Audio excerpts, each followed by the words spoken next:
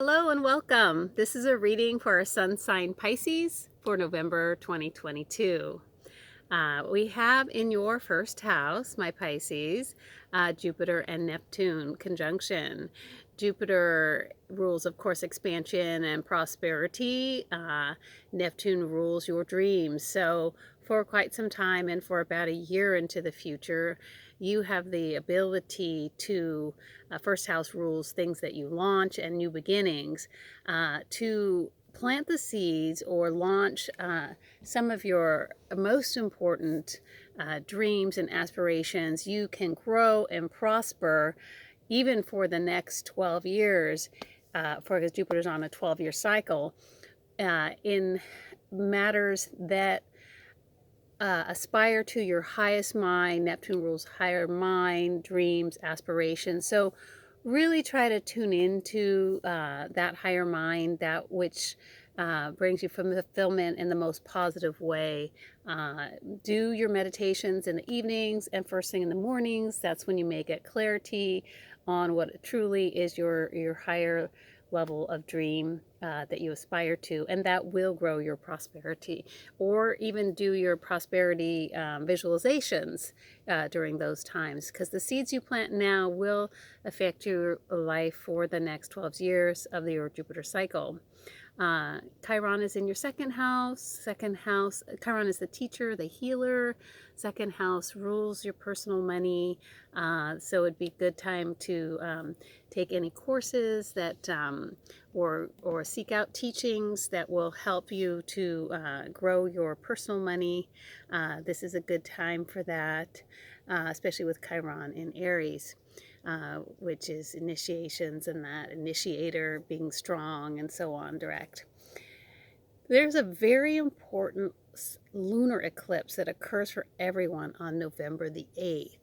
In this lunar eclipse, we have eclipse is a total lunar eclipse. You have the sun opposite the moon with the earth in the middle. That's what a total lunar eclipse is. So you have the sun in Scorpio opposite the moon in Taurus.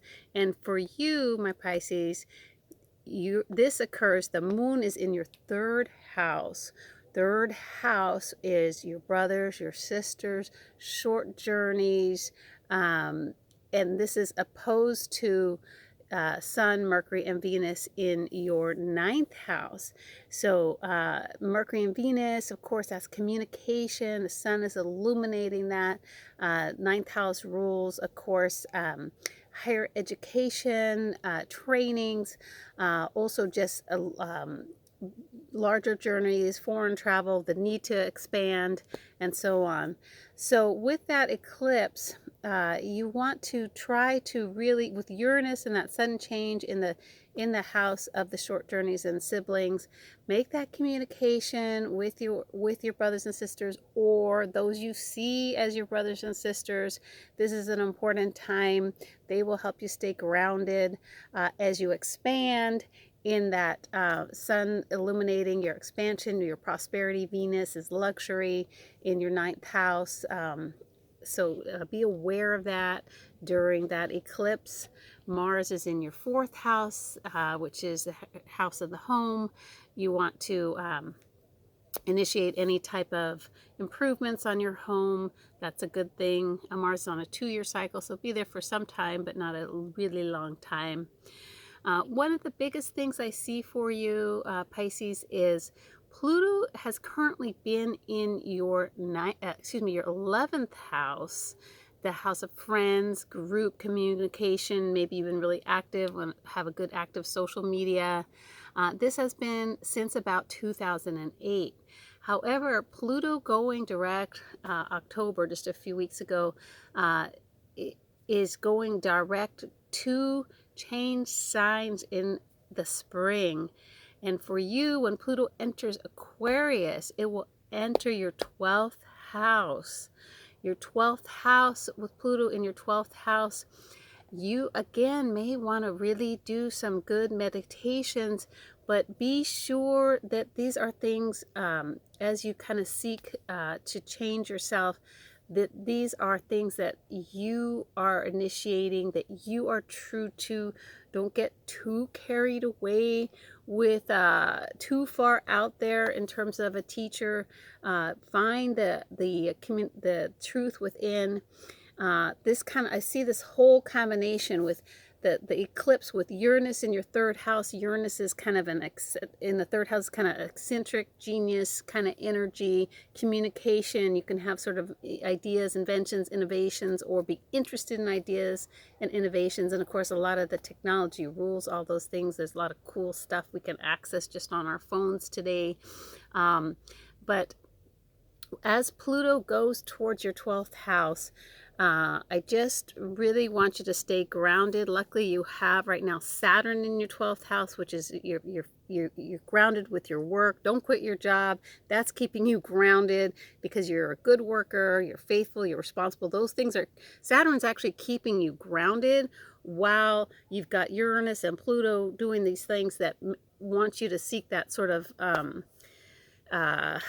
that deep, I want to say almost psychotherapy, that transformational stuff inside.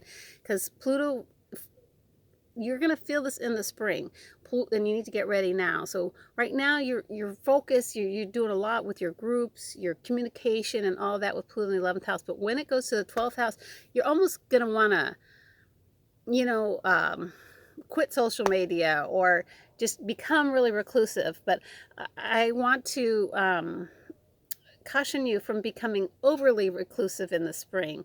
Keep your good friends. Stay in touch with your siblings, which this eclipse is going to really emphasize. Kind of know which friends you can lean on and trust and be true to, because when Pluto goes into your 12th house, this is major. That in the springtime, that's a new, almost, it's going to be there for quite a while. It could be there for, I haven't looked totally up, but Pluto is generally in a sign for about 20 years, so it's a big one, and I don't want you just to become a total recluse during that time. Use it. You can do some of your most creative work when Pluto's in your 12th house. Artists, musicians, people tend to do some of their most creative work when Pluto's in the 12th house. But release that work. Get it out there. Don't become a total recluse, okay? All right, just some words to the wise. Signing off for now, yours, Astro Angel.